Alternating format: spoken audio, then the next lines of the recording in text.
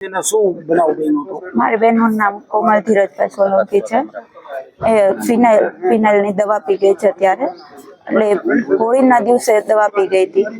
તો એના માટે પછી અમને ફોન આવ્યો હતો પોલીસવાળા મને ઘરે રહ્યા હતા કે તમારી છોકરી આવી રીતે થઈ ગઈ છે. કેતન ભુવાજી છે ને, કેતન સાગઠિયા, એના હિસાબે આ બધું કરેલું છે.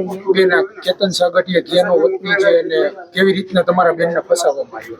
કેતન સાગઠિયા મૌરી વણકરવા શેરી નંબર 3 નો રહેવાસી છે. 1 વર્ષ પહેલા એ બે કોન્ટેક્ટમાં આવેલા, માંડવામાં ગયા હતા ને ત્યાંથી.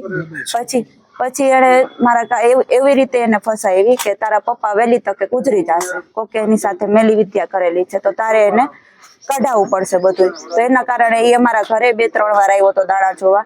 પછી 5મા મહિનાની 1લી તારીખે એવડી દવા પી ગઈ મારા કાકાની છોકરી કોમલ. ત્યારે બધું સુસાઇડ નોટ ને બધું લખેલું હતું કે કેતન સાગઠિયા મને હેરાન કરે છે, મારા પૈસા લઈ લીધા છે, મારી ઉપર એટલી લોનો લઈ લીધી છે કે હવે હું શું કરું. એટલે એ દવા પી ગઈ હતી ત્યારે. અમારી પાસે તો માંગણી કરવામાં નથી આવી, પણ એ જેટલી લોન લીધેલી છે ને એ બધી ઈવડાઈને જ આપેલી છે. હવે તમારી માંગણી શું? હવે મારી માંગણી એ જ છે કે બસ અમને ન્યાય મળવો જોઈએ અને બીજા કોઈની દીકરીઓ આવી રીતે ન ફસાવી જોઈએ.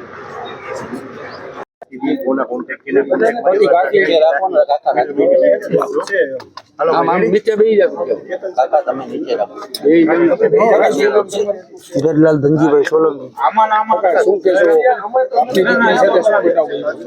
મારી દીકરી ભુવાએ વસ્તુ એવી કરી નાખી હતી, એની જાલમાં ફસાઈ ગઈ હતી.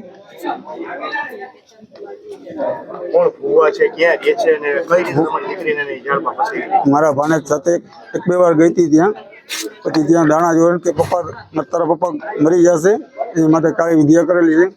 તારો નાનો ભાઈ જે કલ્પેશ, જેને થેલેસેમિયા બીમારી છે, એને માટે કરેલું છે.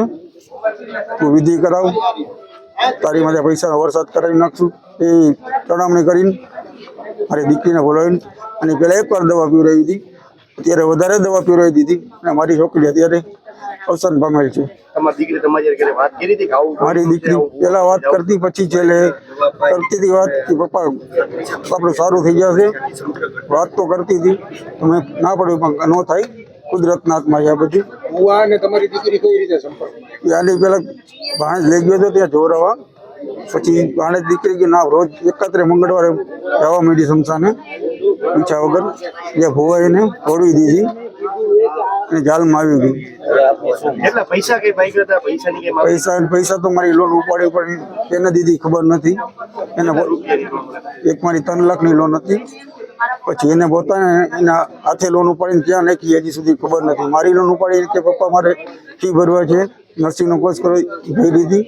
પછી બીજી લોન ઉપાડીને ક્યાં નાખી એ હજી ખબર નથી. તમારી માંગણી શું? મારે ન્યાય જોઈએ છે. મારી દીકરીને તાત્કાલિક સજા પડવી જોઈએ. મારી દીકરી 15 મહિના, 11-12 મહિના, 15 મહિના થયા.